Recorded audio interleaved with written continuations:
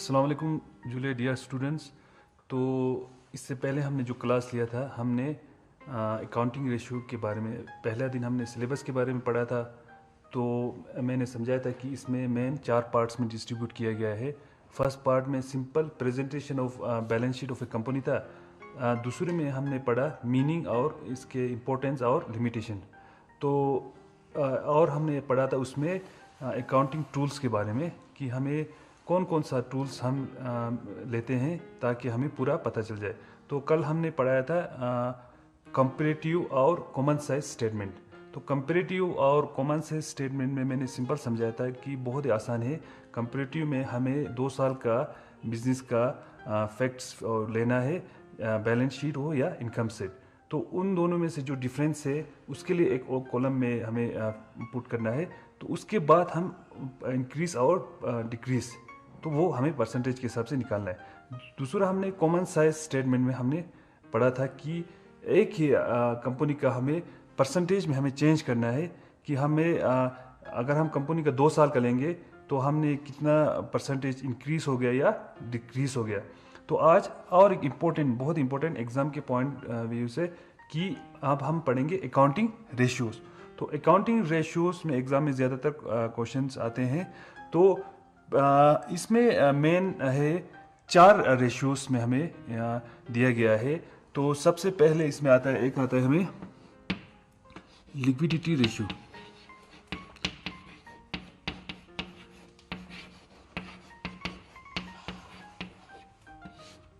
एक बहुत इंपॉर्टेंट है लिक्विडिटी रेशियो। लिक्विडिटी रेशियो का मीनिंग है कि हम शॉर्ट टर्म जो हमारे पास ऑब्लिगेशन है, the ability of the business firm to pay its short term obligation को हम क्या कहेंगे, लिक्विडिटी रेशियो। अगर हम मैं यहां पर लिखूं द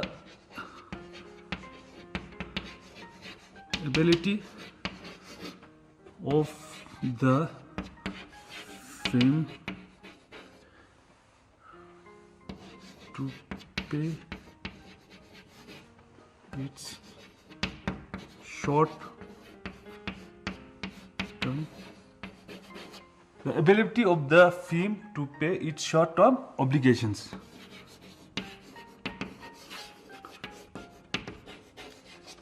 तो एग्जांपल क्या है, करंट लायबिलिटीज है या प्रोविजन है, वो हम किस में कहेंगे, लिक्विडिटी रेशियो को, मतलब शॉर्ट टर्म ऑब्लिगेशंस कहेंगे।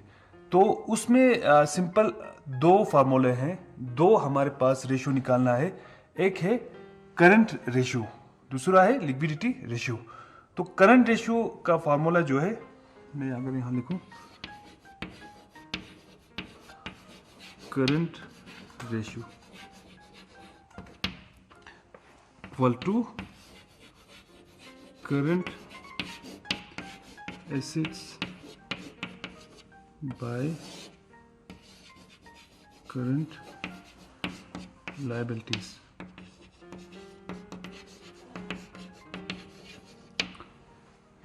तो करंट रेशियो का फॉर्मूला सिंपल है, एक हमें पता होना चाहिए करंट एसेट, उसको हम डिवाइड करेंगे करंट लायबिलिटीज से। तो इससे रेशियो से हमें पता चल जाता है कि हमें जो शॉर्ट टर्म ऑब्लिगेशंस है वो हमारे पास कैपेबल कितना है उसको पे करने के लिए। जितने भी हमारे पास बाहर के हमारे पास लोन्स होगा या कुछ भी बाहर के लिए हमारे पास कितना कैपेबल है हमारे पास है, तो इस रेशियो के ज़रिए हमें मालूम हो जाता है। तो करंट एसेट तो आपको मालूम होगा, करंट एसेट वो एसेट है जो हम कैश में चेंज कर सकते हैं with in 1 year. For example हमारा डेटर्स है, स्टॉक है, कैश खुद है, बैंक है, वो सारा हमें यहाँ लिखना है। और उसके बाद हमें नीचे क्या लिखना है, करंट लायबिलिटीज। वो किस तरह हमें निकालना है, वो लायबिलिटीज जो रीपेबल हमें करना है विद इन 1 ईयर, उसको हम क्या कहेंगे, करंट लायबिलिटीज। फॉर एग्जांपल है क्रेडिटर्स है, बिल्स पेबल है, आउटस्टैंडिंग एक्सपेंसेस है, बैंक ओवरड्राफ्ट है, ये सब किस में आता है, करंट लायबिलिटीज में। तो अगर हम यहाँ लिखेंगे करंट एसेट्स में एग्जांपल में क्या क्या आएंगे, उन सबको ऐड करना है। सबसे पहले तो कैश खुद आएगा, फिर बैंक भी आएगा, अगर हम ऐड भी कर सकते हैं सर, फिर स्टॉक इसी तरह हमारा मिसलन कैश होगा, बैंक होगा, स्टॉक होगा, या हमारे पास डेटर्स है, बिल्स रिसीवेबल है, डेटर्स है, इसी तरह बिल्स रिसीवेबल्स, ये सब किस में आता है? करंट एसेट्स में। तो इसी तरह करंट लायबिलिटीज में हम एग्जांपल ले सकते हैं क्रेडिटर्स, बिल्स पेएबल, इसी तरह आउटस्टैंडिंग एक्सपेंसेस, बैंक ओवरड्राफ्ट। तो मैं अगर यहाँ लिखूँ current liabilities,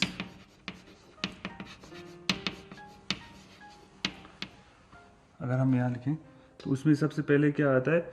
bills payable, bills payable, जो हमें बिल्स पेमेंट करना है। इसी तरह क्रेडिटर्स, जो सामान हमने उधार पर लाया है। इसी तरह आउटस्टैंडिंग एक्सपेंसेस,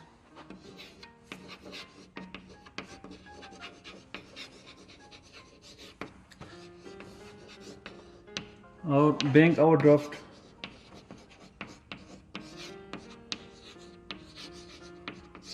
तो ये हम करंट लायबिलिटीज में आएंगे।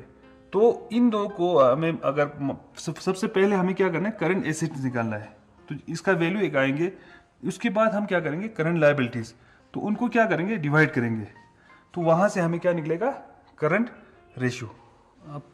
अब हम नेक्स्ट पढ़ेंगे, अभी हमने करंट रेशियो पढ़ा था, तो इसी लिक्विडिटी रेशियो में नेक्स्ट आता है लिक्विड रेशियो।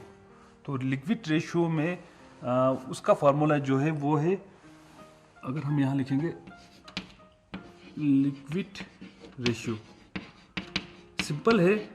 वहां पर था हमारा करंट एसेट, अब हमें यहाँ लिखना है liquid asset. Liquid asset by हमें लिखना है current liabilities, current liabilities.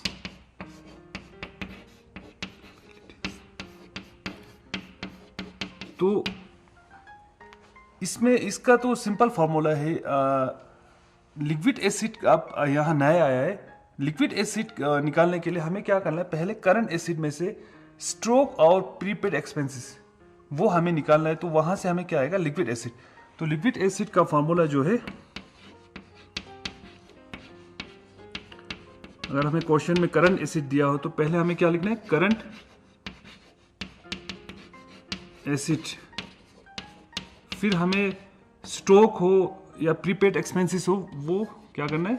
Subtract करना है। स्टॉक हो या हम यहाँ लिखेंगे प्रीपेड एक्सपेंसेस, तो वहां से हमें आएगा लिक्विड एसिड। तो करंट लायबिलिटीज तो मैंने अभी समझाया था, जो क्रेडिटर्स है, बैंक आउटड्राफ्ट है, वो सारा आएंगे। तो इनको हम डिवाइड करके वहां से हमें क्या निकलेंगे? Liquid ratio. तो ये दो फार्मूला फर्स्ट में आता है लिक्विडिटी रेशियो, बिल्कुल ही सिंपल है।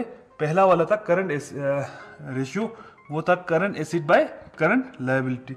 नेक्स्ट वाला हमारा सेकंड पार्ट था लिक्विड रेशियो, तो ये है liquid acid by current liabilities. तो हम लिक्विडिटी रेशियो इसलिए पढ़ते हैं कि जो शॉर्ट टर्म हमारा ऑब्लिगेशन है वो हमारे पास कितना कैपेबल है कि उसको पेमेंट करने में। तो उसका एक स्टैंडर्ड है, अगर हमारे पास 2:1 होगा तो वो नॉर्मल है, ठीक है, हमारे पास ठीक कैपेबल है कि हम जो शॉर्ट टर्म ऑब्लिगेशन को हम पूरा कर सकते हैं। तो इसके आगे या कम पर हम वहाँ देख सकते हैं। अगर हमारा कम हो गया तो हमारा इतना कैपेबल नहीं, अगर ज़्यादा हो गया तो हमारा अच्छा है कि हम शॉर्ट टर्म ऑब्लिगेशन पूरा कर सकते हैं। तो अभी मैंने करंट रेशियो और लिक्विड रेशियो का मैंने फार्मूला बताया था। अब मैं इनका जनरली कितना, मतलब करंट रेशियो में जनरली कितना रेशियो होना सेटिस्फैक्ट्री है। तो आप यहाँ याद रख लेना, करंट रेशियो में जनरली मैंने अभी इससे पहले भी लिखा था 2:1 होगा तो ये सेटिस्फैक्ट्री है।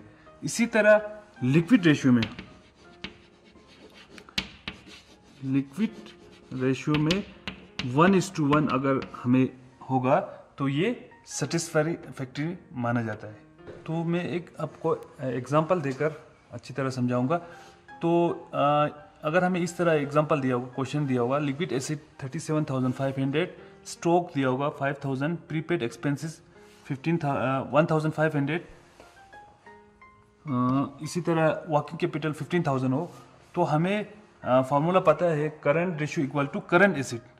तो इसमें करंट एसिड नहीं है, हम यहाँ से निकाल सकते हैं। सबसे पहले हम क्या करेंगे, करंट एसिड निकालेंगे।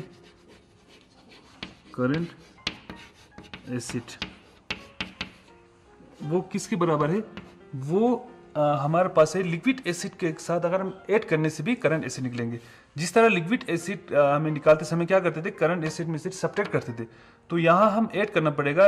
इसमें लिक्विड एसिड तो ऑलरेडी करंट में आता है और स्टॉक के साथ अब हमारा क्या है, प्रीपेड एक्सपेंसेस। तो अगर हम डायरेक्ट यहाँ निकालेंगे तो ये हो गया 37,500, ये हो गया लिक्विड एसिड प्लस हमारे पास है स्टॉक कितना है 5,000 और हमारे पास है प्रीपेड एक्सपेंसेस कितना है 1,500।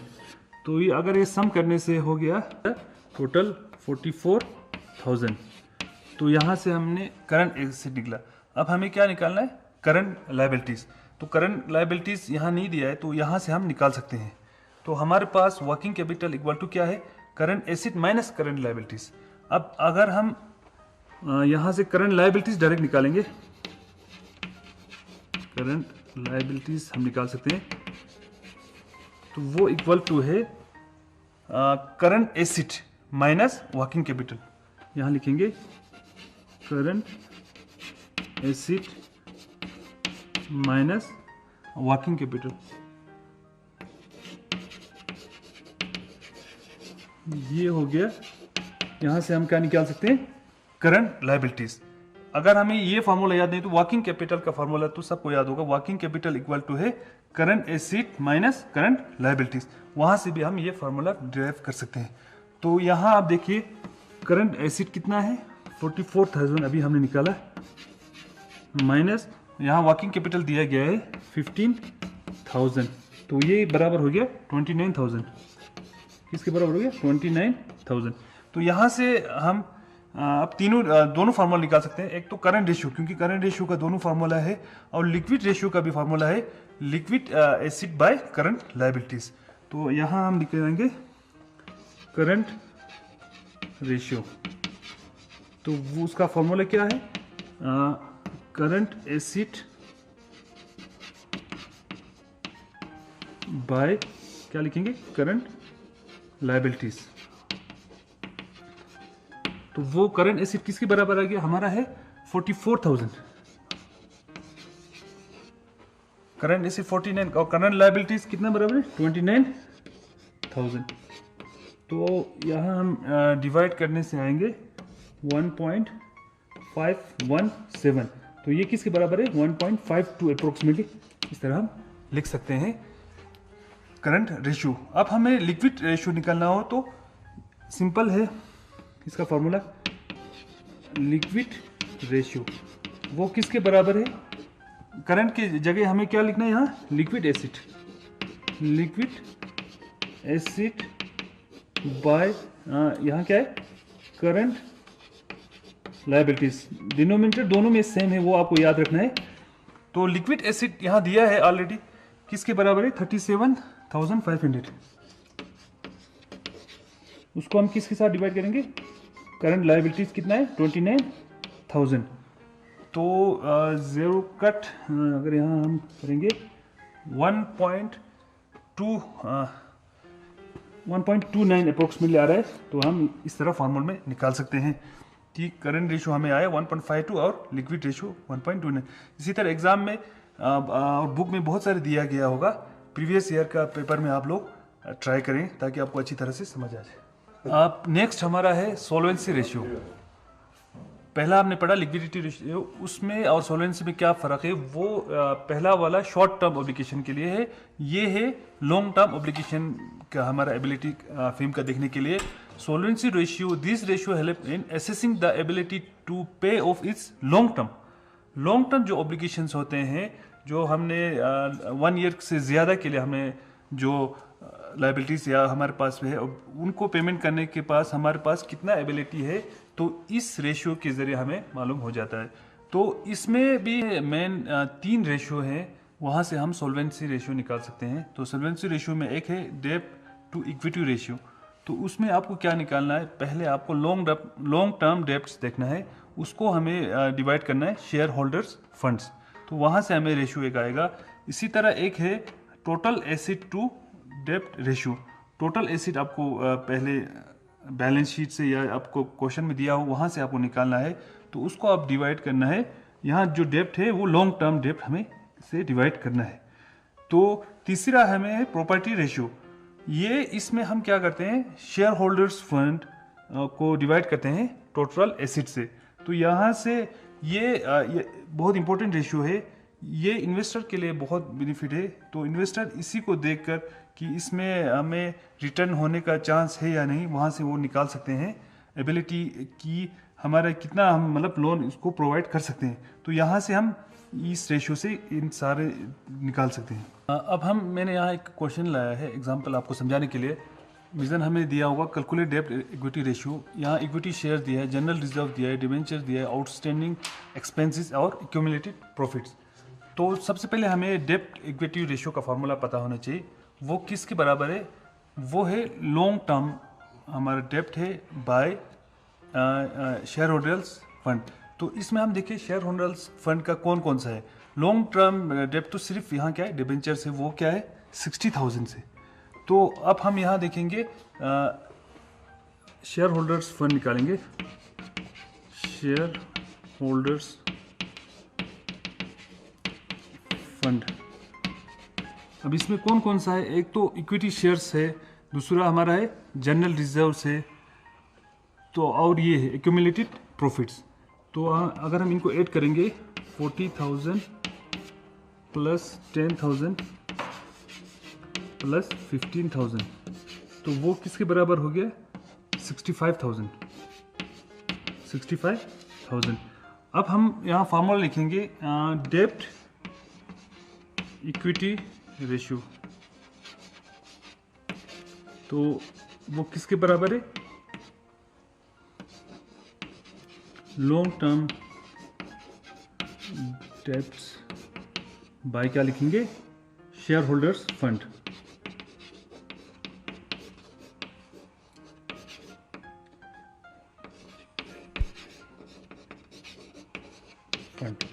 तो यहाँ हम देखेंगे लॉन्ग टर्म डेब्ट हमारा कितना है, डिबेंचर्स कितना है 60,000 और शेयर होल्डर्स फंड किसके बराबर है 65,000। तो यहाँ हम कट करने से, डिवाइड करने से हमें निकल जाएगा कि इसका वैल्यू कितना है। और एक इम्पॉर्टेंट रेशियो है प्रॉफिटेबिलिटी रेशियो। तो इससे पहले हमने करंट रेशियो पढ़ा था और सॉल्वेंसी रेशियो। करंट रेशियो में हमने ये पढ़ा था कि शॉर्ट टर्म ऑब्लिगेशंस के बारे में, और दूसरा सॉल्वेंसी में हमने पढ़ा था लॉन्ग टर्म ऑब्लिगेशन के बारे में। अब हमारा एक और इम्पॉर्टेंट रेशियो है वो प्रॉफिटेबिलिटी रेशियो। ये बिल्कुल ही सिंपल है। यहाँ आप देखिए, इसमें हम क्या करते हैं कि हम परसेंटेज में चेंज करते हैं कि हमारा कितना परसेंटेज है।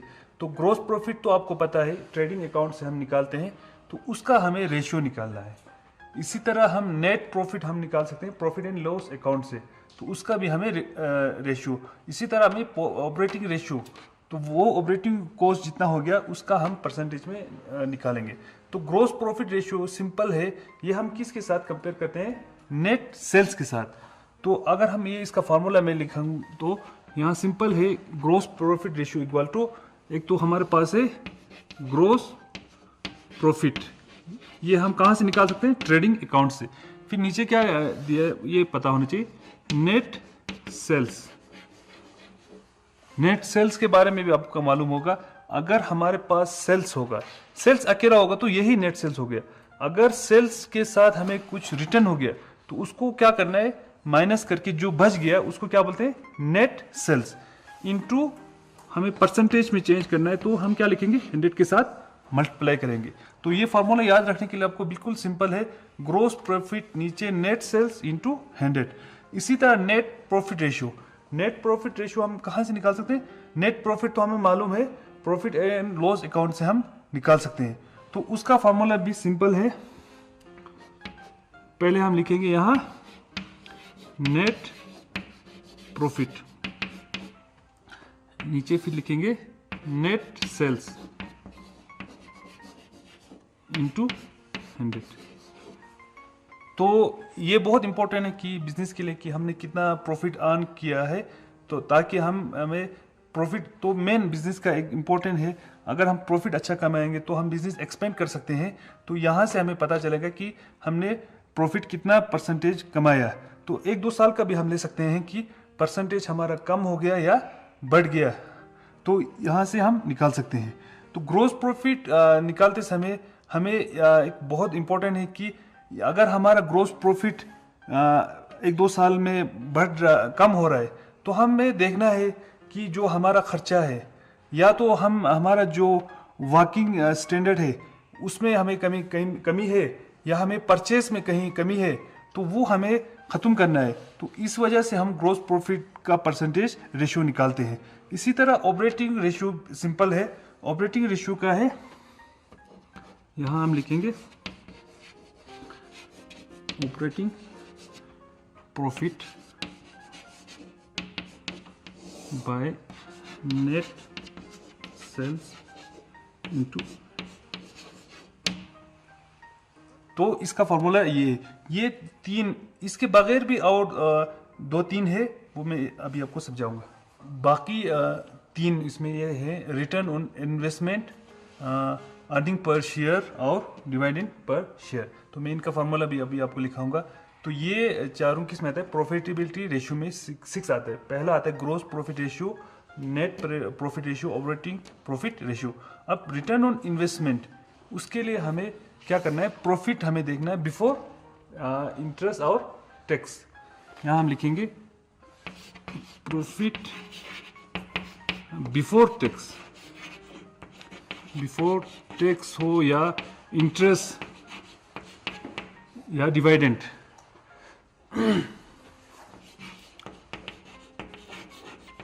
तो उन प्रॉफिट बिफोर हमें निकालना है टैक्स, इंटरेस्ट, डिविडेंड बाय क्या लिखेंगे? Capital employed.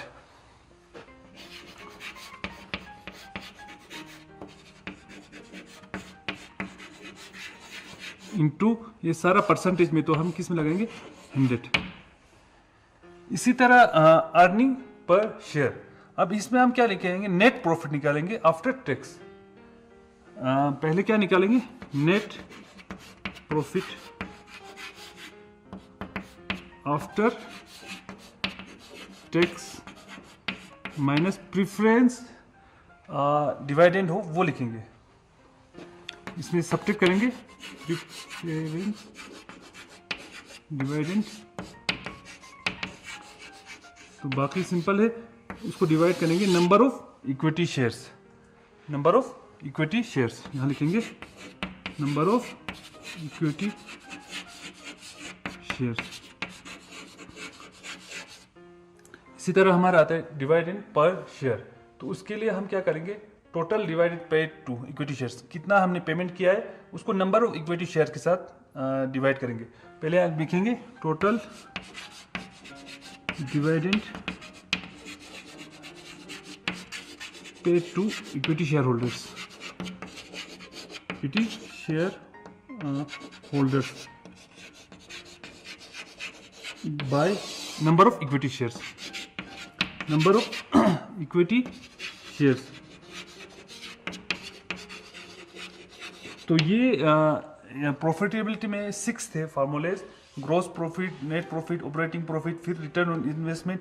ये बिल्कुल ही सिंपल है। आप प्रॉफिट आपको पता होगा बिफोर टैक्स वो निकालना है, टैक्स से पहले, और उसको बाय करना है कैपिटल एम्प्लॉयड। इसी तरह earning per share, net profit हमें आफ्टर टैक्स, उसमें से हमें प्रेफरेंस डिविडेंड को सब्ट्रैक्ट करना है, वहां से बाय डिवाइडेड करना है नंबर ऑफ इक्विटी शेयर्स।